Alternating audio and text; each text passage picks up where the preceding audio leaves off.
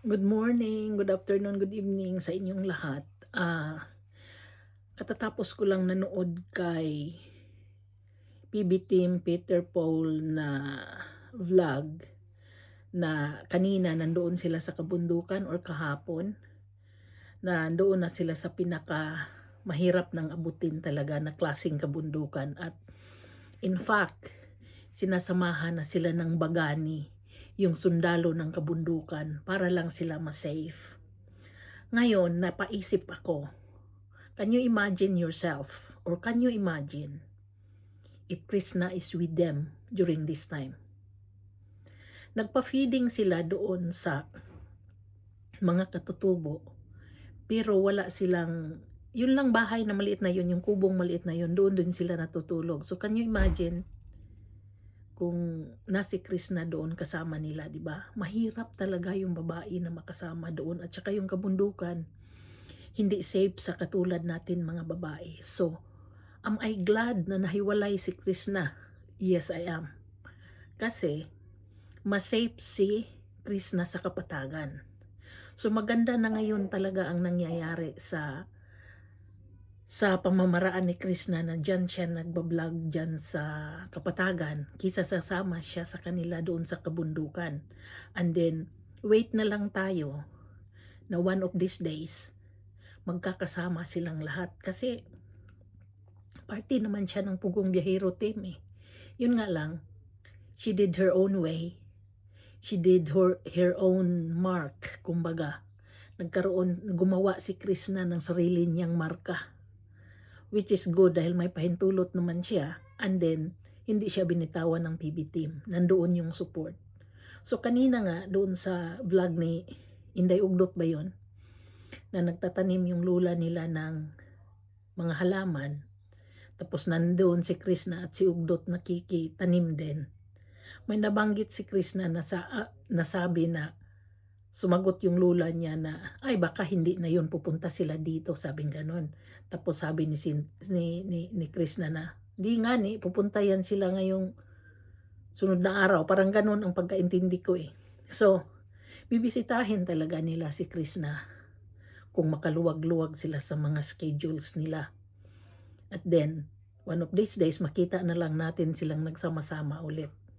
Pero si Krishna, hindi na talaga yan maisama nila sa kabundukan dahil mahirap sa isang babae nasasama doon. So maganda ang nangyayari ngayon. Maganda ang kumbaga yung way na tinahak ngayon ni Krishna is maganda na. Kaya tuloy-tuloy lang tayo, behind the scene, tayo naman yung nagtutulak sa kanya eh. So behind the scene, tutulungan natin siya at kung sino man yung may maluwag-luwag, yun ang makatulong sa kanya para makatulong sa mga ibang nais tulungan. At siya naman, gumagamit ng sarili niyang pera doon sa pandagdag, doon sa tinutulungan niya. And I'm sure, yung panggamit niya sa vehicles, pamasahe, lahat-lahat na pagkain nila, sa kanya yun. So, magandang nangyari ngayon eh. Dahil si Krishna nagkaroon ng mark sa mundo ng vlogging na siya lang ang gumawa. Yes, from the beginning, tinulungan siya ni PB. Inakay siya, tinuruan. And now, she's doing it herself. So, I'm so proud for her. I'm really proud of her na ang dali niya palang matuto. Kahit sabihin niya sa atin na palagi niyang sinasabing bubu siya or wala siyang utak or ganyan. Ano siya? Matalinong bata. Dahil ang dali niyang turuan at ang dali niyang matuto din. At napakawiti niya. So, I'm very respectful siya kung papasok siya ng bahay. Kaya si Krishna ngayon talaga ang napakagandang halimbawa sa mga kabataan ngayon. Siya yung modelo ng kabataan ngayon na gumagawa ng marka sa mundo ng vlogging na maturing mong pwede mong gawing modelo dahil nga sa estado ng buhay niya, sa pamamaraan niya para mairaos yung pamilya at yung kung paano siya gumalang ng mga nakakatanda.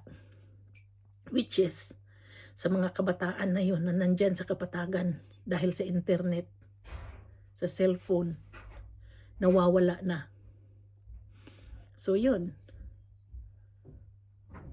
I'm happy for her na sana magtuloy-tuloy lang yung charity niya at magkaroon siya ng sarili niyang marka sa mundo ng vlogging. At manood lang tayo. Appreciate what we can see, ang tutulong tayo sa mga makaya nating maitutulong. And good luck sa iyo, Day Krishna. We are so proud of you.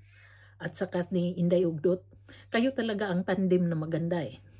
Although, nandoon yung partner ni Ugdot na nagiging na rin nilang bodyguard, which is good. The three of them are a good tandem. Kasi, meron sila at least kasamang lalaki na umiikot. Kahit pa yan kapatagan, hindi mo masabing 100% safety yan. So, at least may lalaki silang kasama. So, they are safe. Tapos nagagawa naman ni Chris na yung dapat niyang gawin at na-deliver niya yung dapat niyang i-deliver. Nasabi niya ang dapat niyang nasabi. So, ano pa bang hahanapin natin? Kundi tutulong na lang tayo kung anong maitulong natin, and let's support her every time.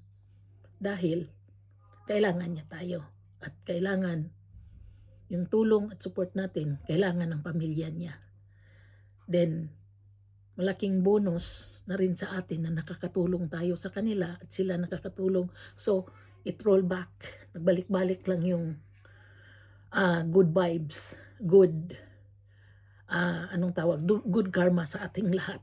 So, wala lang sawaan, walang siraan, support lang. So, yun. Ang gusto kong mangyari, ang gusto kong mensahe is support lang tayong lahat. Let's be proud of her. And kung mayroon tayong financial na may tulong, tutulong tayo. Kung wala man, at least yung pag-support natin sa mga videos niya, makakatulong tayo. So, yun lang guys. Good morning sa inyong lahat. Good evening, good afternoon.